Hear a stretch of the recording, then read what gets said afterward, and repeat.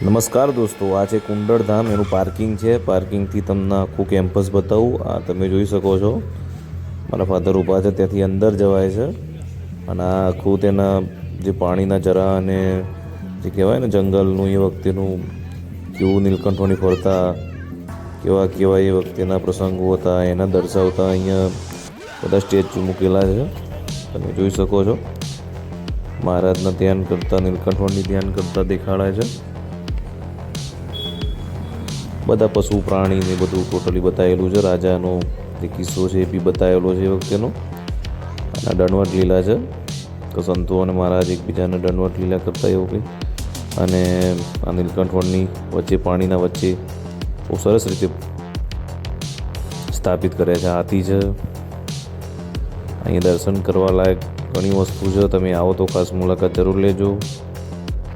આ જે ઓડી છે એના બી ખાસ અંદર લઈ નહીં જવા દેતા ફોન, પણ અંદર જોવા લાયક ઘણું છે. તમે આવો તો ખાસ જોજો. અને ગરમી બહુ છે અત્યારે આ કુંડળધામ. આ ગરમીના કારણે બધા લોકો જો પાણી ભરવા દોડ્યા છે. અને ખરેખર ગરમી સહન થાય એવી છે નહીં. જે લોકો ફરવા આવે છે એને જોરદાર સલામ કહેવાય. આ જો માછલી બધી પાણીમાં તમને બતાવું, કમળને આ મહારાજના જે પાણીના વચ્ચે મૂર્તિ છે એના જો મારા ફાધર ગાડું ચલાવવા લાગે. જો એમના ફોટા પડ્યા એ વખતે.